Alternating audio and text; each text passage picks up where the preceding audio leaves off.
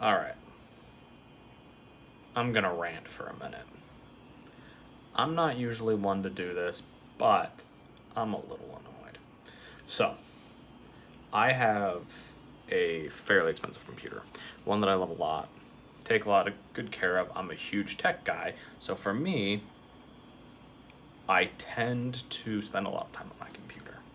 So, and I work from home. I don't have to go anywhere. So that's the PC. Not the prettiest thing you'll ever see right now.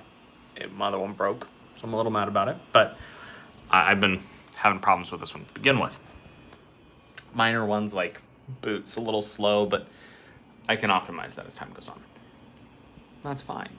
The thing that's really annoying me, and I mean this seriously, is the new drivers that I have seen come out for NVIDIA have been causing me problems. I have a 1080 Ti. I feel like they're trying to brick my card. My card is way too powerful, apparently, because I don't, like, a 2080 Super isn't even enough to justify the price to pay. Like, can you hear that little sound? That's why it annoys me.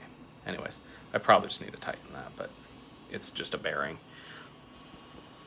So, I've been dealing with the computer, but I updated the newest drivers from NVIDIA. It made it so that my PCIe lanes started to brick. Like, no joke, it bricked on me. I spent the last hour and a half trying to fix this, and now I have to do another update because there was malware on Windows. Look, I have to do another update just for that. Like, riddle me this.